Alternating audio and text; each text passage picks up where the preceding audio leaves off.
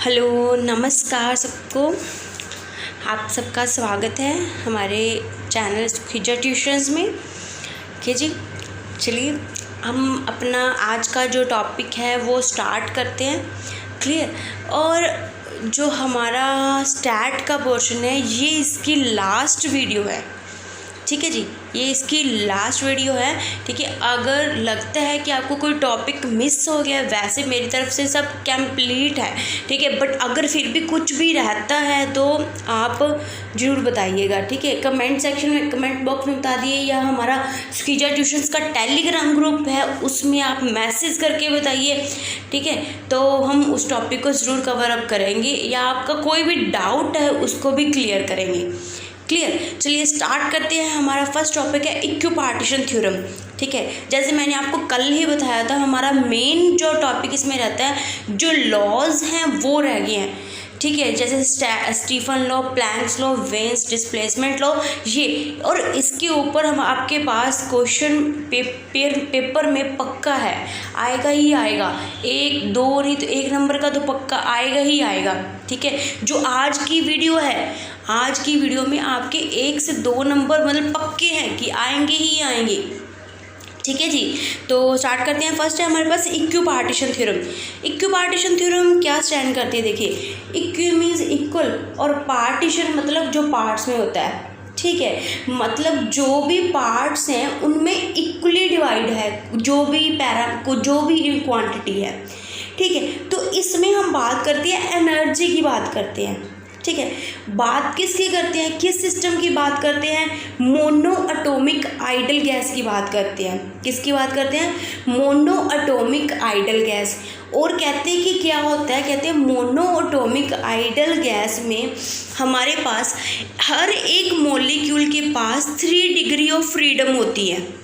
ठीक है जी, कौन कौन सी होती हैं?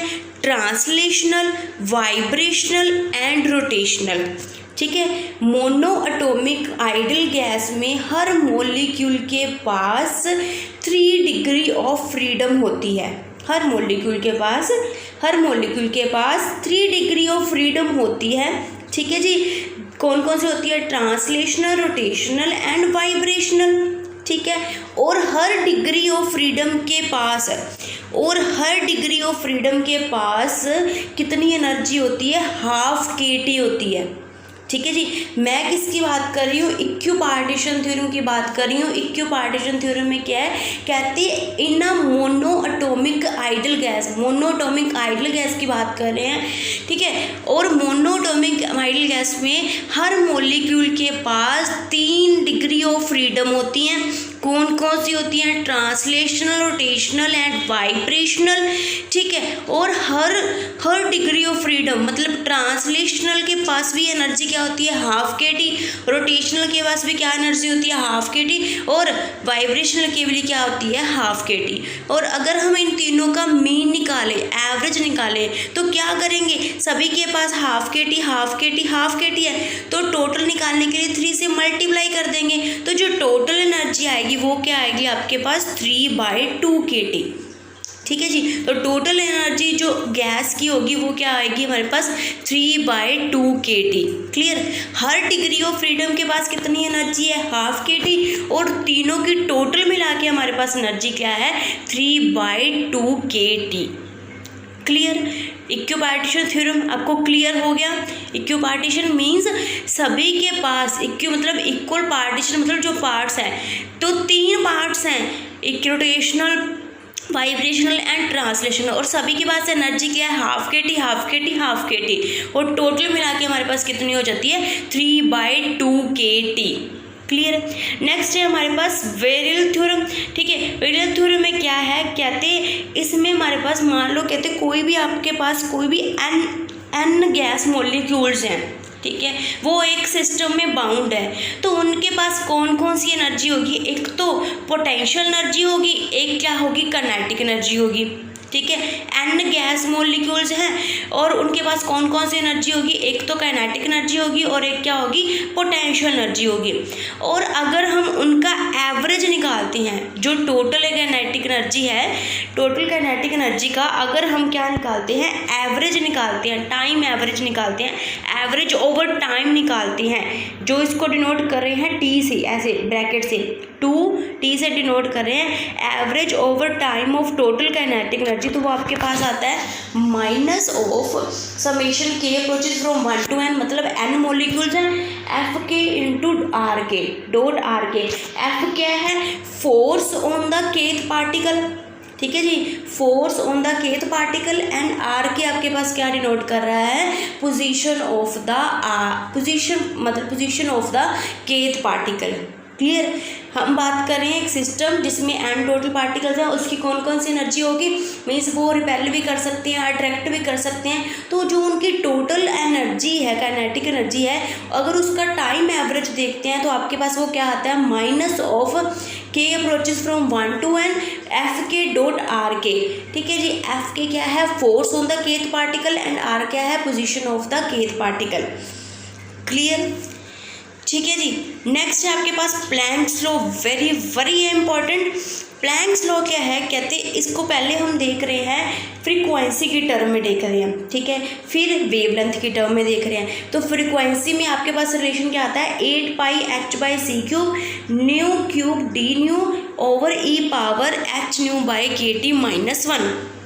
और अगर हम लैम्डा की वेवलेंथ की टर्म में देखें तो आपको पता है न्यू और जो फ्रीक्वेंसी है उसको लैम्डा में चेंज कर देंगे, ठीक है। तो आपके पास रिलेशन क्या आएगा, 8πhc by lambda power 5 into 1/e⁻hc by lambda kT, ठीक है, क्योंकि आपके पास न्यू क्या होता है, लैम्डा बाई c होता है ना, ठीक है। तो आपके पास ये रिलेशन आ जाएगा। क्लियर। ये है हमारे पास Planck's law in terms of frequency, E nu d nu, और E lambda d lambda in terms of wavelength. Clear. अब हम बात कर रहे हैं स्पेसिफिक हीट ऑफ सॉलिड्स की। तो स्पेसिफिक हीट ऑफ सॉलिड्स में हमारे पास क्या आता है, CV = 3NkHν/2 into e⁻hν/kT over lambda power 5 hν/kT -1 का स्क्वायर, ठीक है।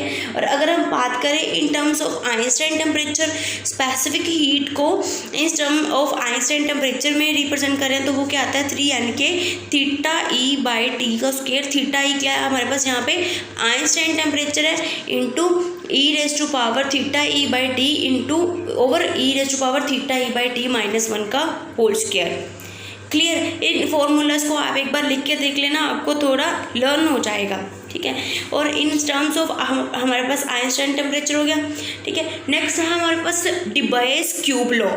डिबाइस क्यूब लॉ क्या कहता है, कहते हैं जो स्पेसिफिक हीट है, ठीक है, at constant volume, specific heat है कांस्टेंट वॉल्यूम, वो किसके ऊपर डिपेंड करती है, CV is directly proportional to T cube, ठीक है। टेम्परेचर के क्या होती है, टेम्परेचर के क्यूब के क्या होती है, प्रोपोर्शनल होती है, that is Debye's cube law. Debye's cube law क्या है, CV = 12Nk⁴/5 into T/θD⁴ clear. ठीक है जी। नेक्स्ट है आपके पास Wien's displacement law. Wien's displacement law क्या है आपके पास, लैम्डा m मतलब मीन वेवलेंथ की बात, या कहते हैं वो वेवलेंथ जिसके ऊपर ब्लैक बॉडी में से मैक्सिमम रेडिएशंस इमिट होती है। लैम्डा m क्या है, वो वेवलेंथ जिसके ऊपर ब्लैक बॉडी में से मैक्सिमम रेडिएशंस एमिट होती हैं, is directly proportional to 1/T और इनवर्सली प्रोपोर्शनल टू T, ठीक है। तो वेन डिस्प्लेसमेंट लॉ क्या है हमारे पास, जो वेवलेंथ है वो टेम्परेचर के क्या होती है, इनवर्सली प्रोपोर्शनल होती है, और हम क्या बोल सकते हैं, lambda m into T = constant, ठीक है जी। वेन्स डिस्प्लेसमेंट लॉ ये भी बहुत ही इम्पॉर्टेंट लॉ है, ठीक है। लैम्डा m जो है मैक्सिमम वो वेवलेंथ जिसके ऊपर हमारे पास मैक्सिमम एनर्जी अब्जॉर्ब होती है या रिफ्लेक्ट होती है, ठीक है, तो उसको बोले lambda m is directly proportional, inversely proportional to T, ठीक है। और इसको अगर हम मल्टीप्लाई करते हो तो हमारे पास क्या आ जाता है, lambda m into T equal to constant, मतलब लैम्डा और टेम्परेचर, वेवलेंथ और टेम्परेचर की पावर इज इक्वल टू क्या है, आपके पास कॉन्स्टेंट है, ठीक है जी। और अगर हम वेन्स डिस्प्लेसमेंट लॉ को एनर्जी डिस्ट्रीब्यूशन के टर्म में देखें, ठीक है जी, एनर्जी की फॉर्म में देखें, अगर हम वेन्स डिस्प्लेसमेंट लॉ को अगर हम एनर्जी की फॉर्म में देखें तो आपके पास क्या आता है, E lambda m is inversely proportional to T power 5, ठीक है। E lambda m is inversely proportional to T power 5, और इसको फिफ्थ लॉ भी बोलती है, फिफ्थ पावर लॉ भी बोलती हैं, ठीक है जी। तो वेन्स डिस्प्लेसमेंट लॉ की हमारे पास दो इक्वेशंस, दो फॉर्म्स आ गई। एक तो क्या है, lambda m into T is equal to constant, और दूसरा क्या है कि जो एनर्जी है वो एनर्जी किसके है, टी पावर 5 के इन्वर्सली प्रोपोर्शनल है, ठीक है जी। हमारे पास वेन्स डिस्प्लेसमेंट लॉ की दो फॉर्म्स आई हैं, कौन सी, lambda m into is equal to T, lambda into T is equal to constant, और E into T raise to power 5 is equal to constant है, ठीक है, या टी पावर 5 पे डिपेंड करती है एनर्जी, ठीक है जी। ये था हमारे पास लैम्डा की टर्म में था, ये हमारे पास था एनर्जी की टर्म में था, और इसको हम क्या बोलते हैं, फिफ्थ पावर लॉ भी बोलते हैं, क्लियर, ठीक है जी। तो आगे हम देखते हैं, कहते जो वेन्स डिस्प्लेसमेंट लॉ है, ठीक है, वेन्स डिस्प्लेसमेंट लॉ और रेले जीन्स लॉ, ठीक है, कौन सी बात कर रही हूँ, वेन डिस्प्लेसमेंट लॉ और रेले जीन्स लॉ, ये दोनों प्लैंक्स लॉ से ही निकाले गए हैं, ठीक है। ये दोनों के दोनों प्लैंक्स लॉ का एक स्पेशल केस है। जैसे जो वेन्स लॉ है, ठीक है, वेन्स लॉ है, ये क्या है, प्लैंक्स लॉ का ही स्पेशल केस है फॉर शॉर्टर वेवलेंथ, ठीक है, फॉर शॉर्टर वेवलेंथ किसके लिए है, शॉर्टर वेवलेंथ के लिए है। और जो रेले जीन्स लॉ है वो क्या है, लॉन्गर वेवलेंथ के लिए है, ठीक है जी। वेन्स लॉ और प्लैंक्स लॉ दोनों के दोनों वेन्स लॉ और रेले जीन्स लॉ दोनों के दोनों प्लैंक्स लॉ से ही निकाले गए हैं, ठीक है जी। वेन्स लॉ और रेले जीन्स लॉ दोनों के दोनों कहाँ से निकाले गए हैं, प्लैंक्स लॉ से ही निकाले गए हैं। और प्लैंक्स लॉ की एक स्पेशल केस है, जो वेन्स लॉ है वो प्लैंक्स लॉ शॉर्टर वेवलेंथ के लिए है, और जो रेले जीन्स लॉ है वो planks law for longer wavelength है, क्लियर, ठीक है जी। तो अगर हम प्लैंक्स लॉ, हमारे पास नैक लॉ क्या है, E lambda d lambda is equal to 8 pi H C power lambda power 5 into 1 by E raise to power h c by lambda के T minus lambda 1 into D lambda. अगर हम shorter wavelength की बात करते हैं, ठीक है, तो ये वाली टर्म है, ई रेज टू पावर वाली टर्म है, ये क्या हो जाएगी, बड़ी हो जाएगी ऑब्वियसली, ठीक है, शॉर्टर वेवलेंथ के लिए, क्योंकि लैम्डा यहाँ पे क्या है, डिनोमिनेटर में है, तो ई रेज टू पावर वाली जो टर्म है वो क्या हो जाएगी, बड़ी हो जाएगी 1 से। तो 1 को क्या कर सकते हैं, हम निगलेक्ट कर सकते हैं, तो हमारे पास फॉर्मूला क्या आएगा, E lambda d lambda is equal to 8 pi H c by lambda power 5 into 1 by E raise to power h c by lambda के T into D lambda, clear, ठीक है। ये हमने क्या किया, प्लैंक्स लॉ में हमने शॉर्टर वेवलेंथ की बात किया, और जब शॉर्टर वेवलेंथ की बात कर रहे हैं तो 1 क्या हो गया, निगलेक्ट हो गया, हमारे पास ई रेज टू पावर वाली टर्म ही आ गई सिर्फ, ठीक है जी, ठीक है। ये हमारे पास ऑब्वियसली ये हमारे पास क्या है, वेन्स लॉ है, ठीक है। और नेक्स्ट हम बात कर रहे हैं, ठीक है जी, नेक्स्ट हम बात कर रहे हैं रेले जीन्स लॉ, ठीक है। रेले जीन्स लॉ क्या है, ये लॉन्गर वेवलेंथ के लिए है। अब लॉन्गर वेवलेंथ के लिए पुट करेंगे, देखो लॉन्गर वेवलेंथ के लिए क्या होगा, ये था हमारे पास प्लैंक्स लॉ, ठीक है। प्लैंक्स लॉ में अगर हम लॉन्गर वेवलेंथ की बात करते हैं तो लैम्डा क्या है, डिनोमिनेटर में, तो obviously e raise to power वाली जो टर्म है वो क्या हो जाएगी, स्मॉल हो जाएगी, और 1 क्या हो जाएगा, बड़ा हो जाएगा। इट मीन्स अब हम क्या करेंगे, ई रेज टू पावर वाली टर्म है उसको क्या कर देंगे, निगलेक्ट कर देंगे इन कंपैरिजन टू 1, ठीक है, किसकी बात कर रहे हैं, लॉन्गर वेवलेंथ की बात कर रहे हैं। लॉन्गर वेवलेंथ के लिए लैम्डा क्या डिनोमिनेटर में है, तो ई रेज टू पावर वाली टर्म क्या हो जाएगी, छोटी हो जाएगी एज कम्पेयर टू 1। तो ई रेज टू पावर वाली टर्म क्या कर देंगे, हम निगलेक्ट कर देंगे। क्लियर, ठीक है, तो हमारे पास क्या आ जाएगा, तो sorry e raise to power वाली टर्म निगलेक्ट नहीं करेंगे, सॉरी मैं गलत बोल गई, ई रेज टू पावर वाली टर्म निगलेक्ट नहीं करेंगे। देखो e raise to power x जो भी है, अगर हमारे पास e raise to power x और एक्स क्या हो, लेस देन 1 हो, तो हम क्या करते हैं, एक्सपोनेंशियल जो टर्म होती है उसकी जो सीरीज होती है उसको एक्सपैंड कर देते हैं। ठीक है, ई रेज टू पावर एक्स की जो हमारे पास सीरीज एक्सपैंड करते हैं वो क्या होती है, 1 + x² बाई 2 फैक्टोरियल ऐसी होती है ना। तो हम इसको क्या करेंगे, एक्सपैंड करेंगे, किसके लिए, जब x हमारे पास क्या होता है, लेस देन 1 होता है।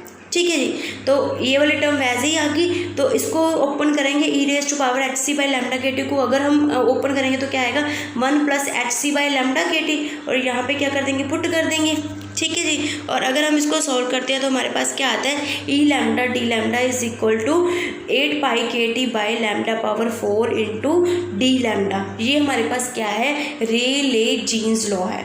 ठीक है, ये हमारे पास क्या है, रेले-जीन्स लॉ है, जो क्या है, प्लैंक्स लॉ का ही हमारे पास क्या है, एक फॉर्म है, स्पेशल केस है for the longer wavelength. Clear, ठीक है जी। ये भी आपसे पूछ सकते हैं कि जो वेन्स डिस्प्लेसमेंट लॉ है या हमारे पास रेले-जीन्स लॉ है, ये प्लैंक्स लॉ का क्या स्पेशल केस है, किस वेवलेंथ के लिए होता है।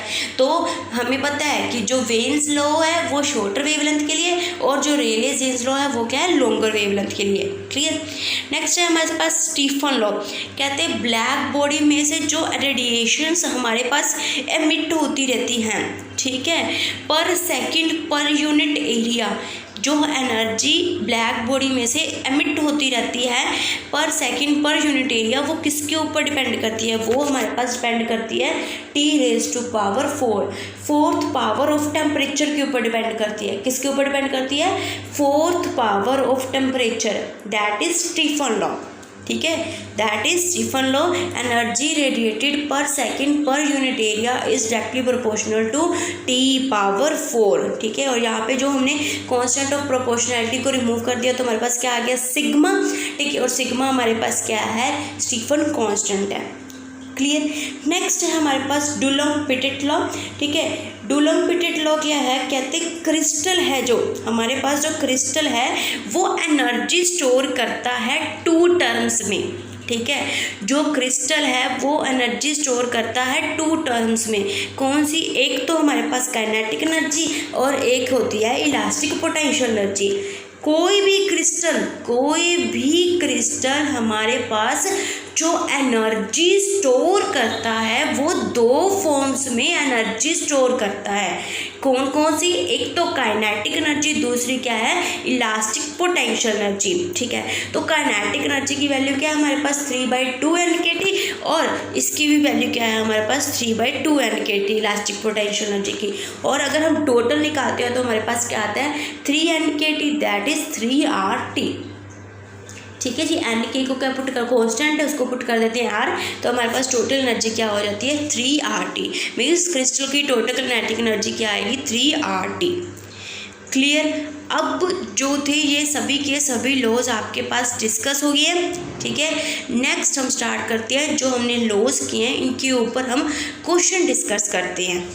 ठीक है जी, चलिए स्टार्ट करते हैं। हाँ जी, जो फर्स्ट क्वेश्चन है वो क्या है हमारे पास, कहते हैं फर्स्ट क्वेश्चन है, एट द लो टेम्परेचर्स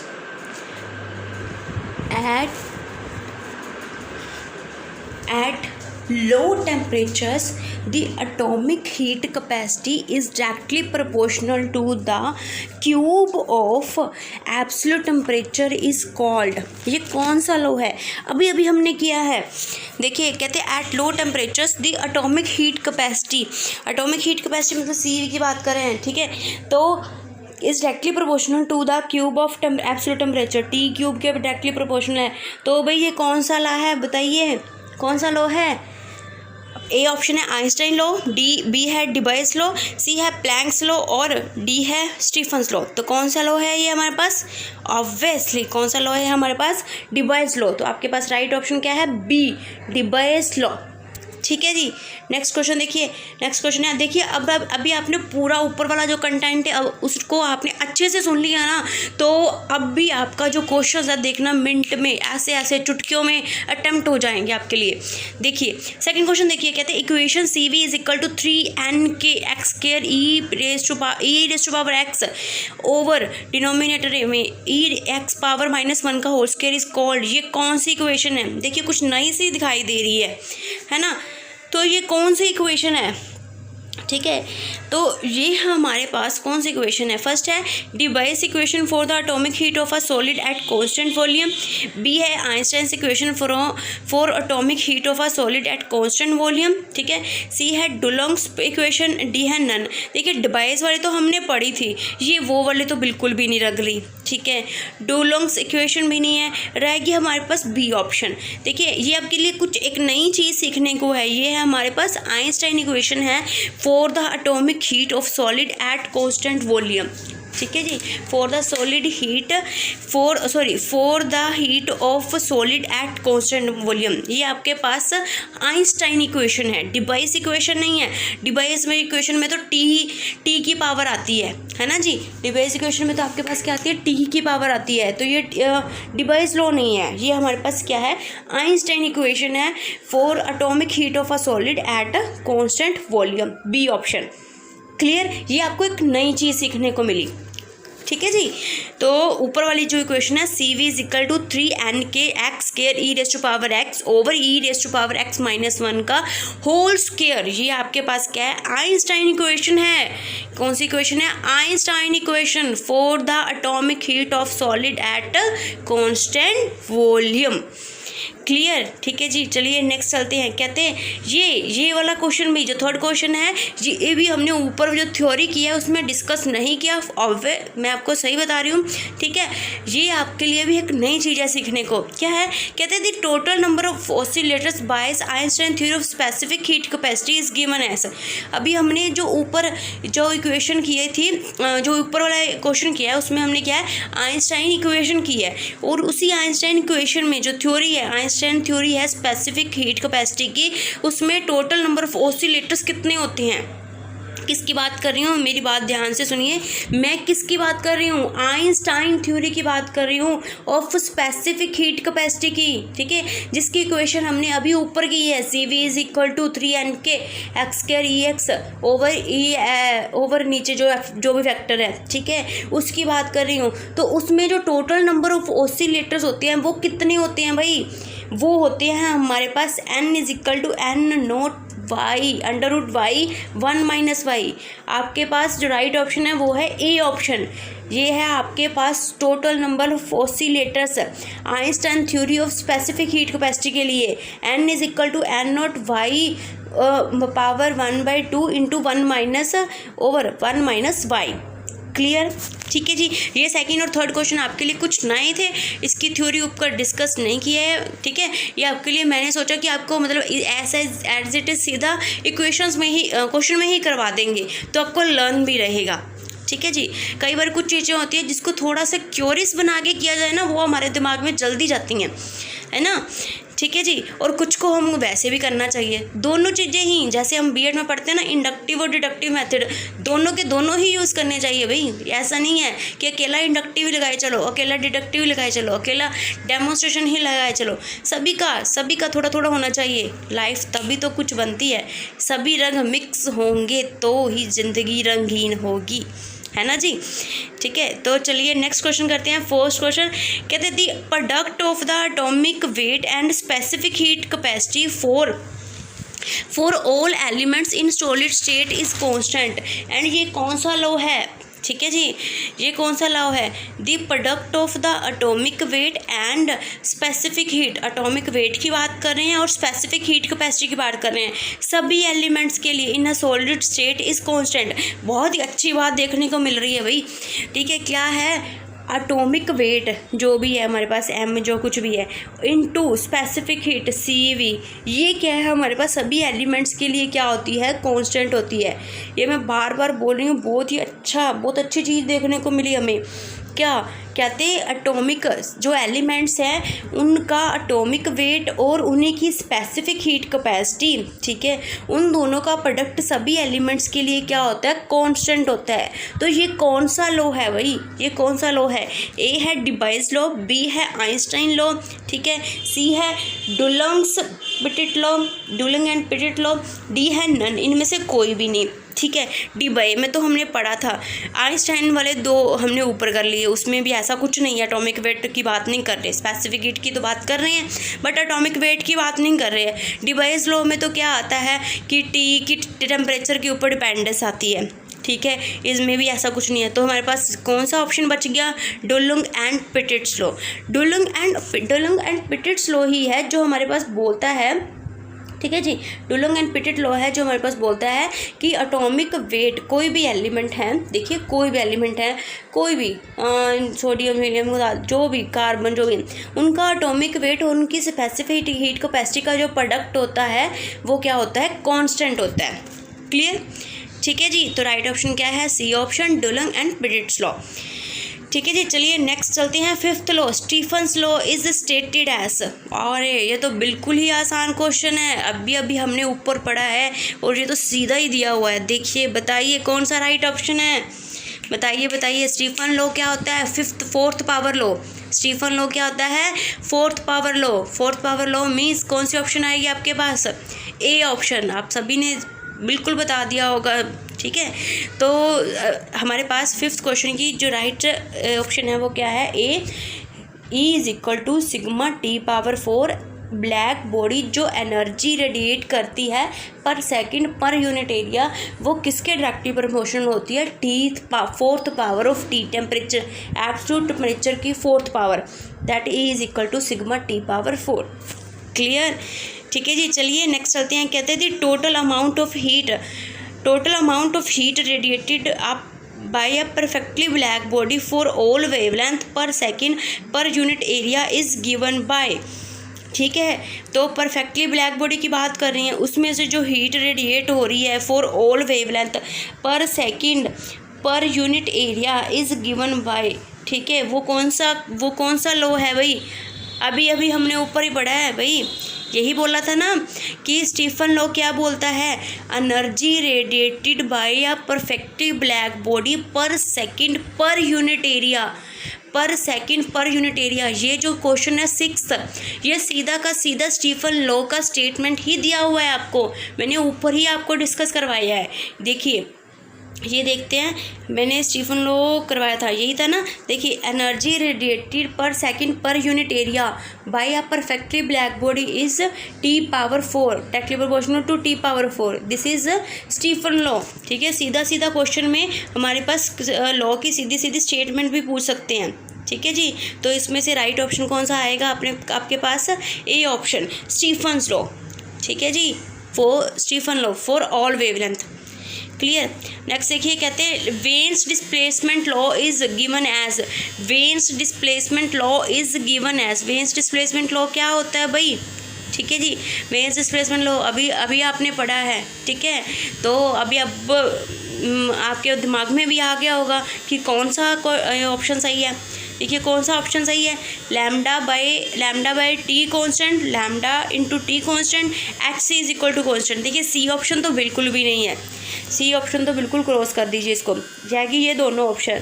तो हमने क्या पढ़ा था, lambda is inversely proportional to absolute temperature, ठीक है। अगर इन दोनों की प्रोडक्ट करें तो क्या आ जाता है, lambda into T is equal to constant. यही था ना हमारे पास वेन्स डिस्प्लेसमेंट लॉ। तो राइट ऑप्शन आपके पास कौन सी आएगी, बी ऑप्शन। राइट ऑप्शन आपके पास कौन सी आएगी, B option, lambda into T is equal to constant. Clear, next question देखते हैं, कहते हैं Rayleigh Jeans law is given by, क्या है, ठीक है। रेले जीन्स लॉ क्या है हमारे पास, इसमें से कौन सा राइट ऑप्शन आएगा आपके पास। देखिए हम ऊपर देख लेते हैं, हमने क्या किया था रेले जीन्स लॉ में, हम अभी ऊपर ही देख लेते हैं, हमें आसान हो जाएगा। ठीक है, तो क्या आ रहा था, देख लीजिए, ये था हमारे पास, यही पढ़ा था ना हमने, E lambda into D lambda is equal to 8 pi K T by lambda power 4 into D lambda. ठीक है, देखिए जो स्टीफन लॉ है वो हमारे पास बात करता है कि कहता है कि energy is directly proportional to T power 4, और जो रेले जीन्स लॉ है वो बोलता है energy is inversely proportional to lambda power 4, है ना। थोड़ा मैंने इसको मतलब थोड़ा कंपेयर कर दिया ताकि आपको लर्न करना आसान रहे। तो जो स्टीफन लॉ क्या बोलते हैं, energy is directly proportional to T power 4। ठीक है, और जो रेले जीन्स लॉ है वो क्या बोलता है, energy is inversely proportional to lambda power 4। ठीक है, तो लैम्डा अगर ऊपर जाएगा, उसमें जो हमारे पास स्टेटमेंट है, जो क्वेश्चन की हमारे पास जो स्टेटमेंट है, ऑप्शन दी हुई है, उसमें लैम्डा की पावर को क्या किया, माइनस।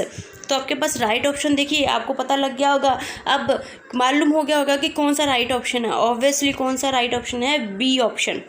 ठीक है, रेले जीन्स लॉ के लिए हमारे पास राइट ऑप्शन क्या है, 8 pi K T pi lambda power 4। Clear, ठीक है, आसान लग रहा है ना।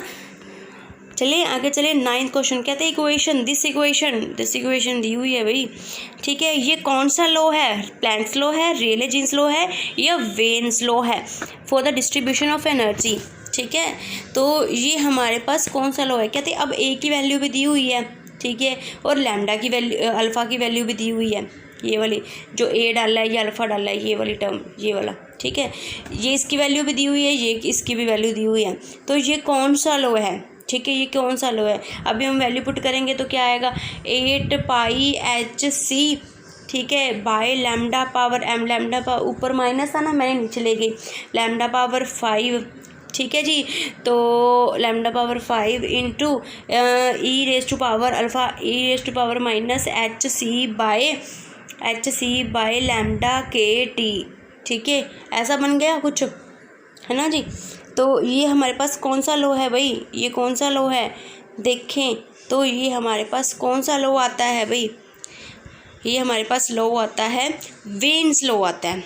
ठीक है जी, ये हमारे पास कौन सा आता है, वेन्स लॉ आता है। देखो प्लैंक्स लॉ तो नहीं है, ठीक है, और अगर हम रेले जीन्स लॉ की अभी हमने ऊपर बात की है, तो वो क्या है, किसके ऊपर डिपेंड करता है, लैम्डा पावर 4 पे डिपेंड करता है। ठीक है, तो जो वेन्स, ये कौन सा लॉ है, वेन्स लॉ है, जो हमारे पास किसके ऊपर डिपेंड करता है, लैम्डा पावर 5 के लिए। देखिए हमने ऊपर निकाला भी था जब हमने प्लैंक्स लॉ में शॉर्टर वेवलेंथ के लिए बात की थी। ठीक है, ये रहा शॉर्टर वेवलेंथ के लिए बात की थी ना हमने, प्लैंक्स लॉ में शॉर्टर वेवलेंथ के लिए तो बात की थी। तो हमारे पास क्या आया था, 8 पाई H C power lambda power 5, तो लैम्डा पावर 5 के ऊपर डिपेंड कर रहा है। ठीक है जी, क्लियर। तो ये हमारे पास कौन सा लॉ है, वेन्स लॉ है। ठीक है, अभी एक बार और रिपीट कर लेते हैं, हमारे पास कौन कौन से लॉ हम अभी अब तक हमने किए। ठीक है, तो इसके लिए राइट ऑप्शन आपके पास, पहले ये देख ले, इसके लिए आपके पास राइट ऑप्शन है सी ऑप्शन। ठीक है, इसके लिए आपके पास राइट ऑप्शन क्या है, सी ऑप्शन। ठीक है जी, इसके लिए आपके पास जो राइट ऑप्शन है वो क्या है, सी ऑप्शन। 9th क्वेश्चन के लिए आपके पास जो राइट ऑप्शन आएगी वो आएगी आपके पास सी ऑप्शन। ठीक है जी, क्या आएगी, सी ऑप्शन। क्लियर, ठीक है। जो स्टीफन लॉ वो कहता है एनर्जी इज़ हमारे पास क्या होती है, टी पावर 4। ठीक है, और जो वेन्स लॉ है, जो रेले जीन्स लॉ है वो बोलता है 1 बाई लैम्डा पावर 4 पे डिपेंड करती है, और जो वेन्स लॉ है वो किसके ऊपर, lambda power 1 by lambda power 5 के ऊपर डिपेंड करती है। क्लियर, ठीक है जी। नेक्स्ट देखते हैं 10th क्वेश्चन, कहते हैं Planck's formula for the black body radiation is given by, Planck's formula for the black body radiation is given by. देखिए इसमें बताइए हमारे पास राइट ऑप्शन कौन सी है, हमारे पास राइट ऑप्शन कौन सी है, अभी हमने थोड़ी देर पहले ही ऊपर डिस्कस किया है। तो आपके पास जो राइट ऑप्शन है वो कौन सी है, देखिए 4 पाई वाली तो बिल्कुल भी नहीं है ना जी, 4 पाई वाली तो बिल्कुल भी नहीं है, ये तो क्रॉस कर दो। अभी ये दोनों रहेगी, बी और सी रहेगी। ठीक है, बी और सी में देखें तो नीचे ये है, इसके साथ मल्टीप्लाई है, इसमें ये इसके साथ डिवाइड हो रहा है। हमने जब पढ़ा था तो नीचे डिवाइड तो कोई भी कुछ भी ऐसा कुछ डिवाइड नहीं हो रहा था, हमारे पास मल्टीप्लाई हो रहा था 1 by E raise to power को जो भी टर्म थी। ठीक है ना, तो आपके पास राइट ऑप्शन ऑब्वियसली कौन सा आएगा, B option. 8 pi H nu cube by C cube. ये किसकी टर्म में है? फ्रीक्वेंसी की टर्म में है। ठीक है जी, प्लैंक्स फार्मूला किसकी फॉर्म में है? किसकी टर्म्स में है? फ्रीक्वेंसी की टर्म में है। क्लियर? ठीक है जी। नेक्स्ट है आपके पास Debye's law, T cube is given as. Debye's law क्या है इसमें से भाई? ठीक है, तो अभी देखिए सीधा सीधा ऑप्शन उठाइए, सीधा सीधा आप ऑप्शन उठाएंगे तो ऊपर थीटा डी आ रहा है। ऊपर तो हमने पढ़ा था जो स्पेसिफिक हीट कैपेसिटी थी वो डायरेक्टली प्रोपोर्शनल थी टी क्यूब के, है ना जी। तो ये वाला ऑप्शन तो बिल्कुल कैंसिल हो गया, ए ऑप्शन रह गया, बी और सी। ठीक है, तो 234 जैसा तो कुछ भी नहीं आ रहा था, हमारे पास क्या था? 12 पाई स्क्वायर की टर्म में था। ठीक है, तो ये वाला ऑप्शन भी कैंसिल हो गया बी ऑप्शन में। ठीक है, तो आपके पास जो राइट ऑप्शन आया, जो राइट ऑप्शन आएगा बी वाला आएगा या सी वाला आएगा? देखिए मेरे को भी याद नहीं है, एक मिनट रुक जाओ, 1 मिनट भाई, गलती ना हो जाए कहीं। ठीक है, हमने डिबेयस लॉ पढ़ा था, हम ऊपर ही देख लेते हैं। ठीक है जी, हम ऊपर ही देख लेते हैं, एक सेकेंड करिए। हमने जब डिबेयस लॉ पढ़ा था तो डिबेयस लॉ में क्या था, कहाँ गया भाई? ठीक है, तो ये रहा भाई। ठीक है, ये था Debye's cube law 12 n k pi power 4 by 5 into 3 by theta D cube. ठीक है, अब इसके अकॉर्डिंग देखते हैं राइट ऑप्शन कौन सा आएगा। ठीक है, याद रखना भी क्या था, 12 n k by pi power 4। ठीक है, 12 n k by power 4 by 5। ठीक है, तो इसके अकॉर्डिंग तो भाई, इसके अकॉर्डिंग तो हमारे पास क्या ऑप्शन आना चाहिए भाई? वहाँ पे तो पाई पावर 4 था, है ना, ये पाई स्क्वायर आ रहा है, वहाँ पे तो पाई पावर 4 था, सी ऑप्शन में पाई स्क्वायर आ रहा है, तो ये ऑप्शन नहीं आएगी। इसको कैलकुलेट करेंगे तो कुछ ऐसा आएगा। ठीक है, तो आपके पास राइट ऑप्शन क्या आएगा? बी ऑप्शन आएगा। ठीक है जी, फिर भी एक बार कंफर्म कर लेंगे, कई बार ऑप्शन भी कुछ मिस्टेक दी होती है। ठीक है जी, क्लियर? तो नेक्स्ट क्वेश्चन देखते हैं। कहते हैं नेक्स्ट क्वेश्चन क्या है? कहते हैं Einstein's theory of specific heat leads to that uh heat capacity is proportional to E raise to power, जो डेंसिटी का साइन है, minus theta E by T approaching zero as T approaches to zero. कहते हैं Einstein theory में specific heat वाली में कहते हैं हीट कैपेसिटी जो प्रोपोर्शनल होती है इसके प्रोपोर्शनल हो जाएगी एज जब टी 0 को अप्रोच करेगा। ठीक है, तो ये किस रीज़न में होता है? In region of low temperature, in a region of high temperature, both A and B, none. ठीक है, तो जो स्पेसिफिक हीट कैपेसिटी है इस टर्म को अप्रोच करती है जैसे जैसे टी 0 को अप्रोच करता है, ये हमारे पास किस रीज़न में होता है? In a region of low temperature. ठीक है जी, ये किस में होता है हमारे पास? In a region of low temperature. आपके पास राइट ऑप्शन पे आया तो क्वेश्चन की क्या आएगी? A option. नेक्स्ट देखिए, कहते हैं आइंस्टाइन्स 13 क्वेश्चन देखिए, last question. Debye theory of specific heat treats the atom of crystal as harmonic oscillator. कहते हैं जो डिबेयस थ्योरी है वो क्या कहती है? कहती कि जो क्रिस्टल में हर एक एटम है, हर एक एटम को क्या लेती है? एज अ हार्मोनिक ऑसिलेटर लेती है। ठीक है, कहते the normal modes of vibration as independent harmonical oscillator are. कितने होंगे? ठीक है, तो कितने होंगे हमारे पास? ठीक है, ऑब्वियसली हमने पढ़ा था कि हर मॉलिक्यूल को अगर हम एज अ हार्मोनिक ऑसिलेटर लेके चलते हैं, ठीक है, तो आपके पास जो इंडिपेंडेंट हार्मोनिक ऑसिलेटर आएंगे, ठीक है, तो नॉर्मल मोड्स ऑफ वाइब्रेशन के लिए इंडिपेंडेंट हमारे पास जो मोड्स आएंगे वो कितने होंगे? कितने होंगे हमारे पास? कितने मोड्स होते हैं? Vibrational, translational and rotational. ठीक है, तो हमारे पास 3 आते, तो टोटल n एटम्स के लिए क्या हो जाएंगे? 3n हो जाएंगे। ठीक है, तो कितने मोड्स ऑफ हमारे पास पॉसिबल होंगे? कितने मोड्स ऑफ पॉसिबल होंगे? 3n। ठीक है, तो कितने मोड्स पॉसिबल होंगे? कितने मोड्स पॉसिबल होंगे भाई? 3n, C option. 3n possible normal modes of vibration. कितने होंगे भाई? 3n possible normal modes of vibration. Clear? ठीक है जी, इसी के साथ जो हमारा स्टैट का जो पोर्शन है वो फिनिश होता है। ठीक है जी, और आगे हम जो स्टार्ट करेंगे, देखते हैं जिसके ऊपर आप लोग सबसे ज़्यादा बोलोगे कि कौन सा हमारे पास सेक्शन स्टार्ट करवाना चाहिए, उसी के ऊपर ही हम स्टार्ट करेंगे। ठीक है, जैसे भी मैक्सिमम मेजॉरिटी ऑफ पीपल बोलेंगे उसी के ऊपर करेंगे स्टार्ट। क्लियर? ठीक है जी। तो इस वीडियो को आपको पहले भी एक ही बात कहते हैं कि हम आपके लिए मेहनत कर रहे हैं, और आपकी एक ही हमारे पास एक ही गुजारिश है कि इस वीडियो को मैक्सिमम से मैक्सिमम आप लोग शेयर करो। Thank you everyone. भगवान आप सबको सुखी रखे।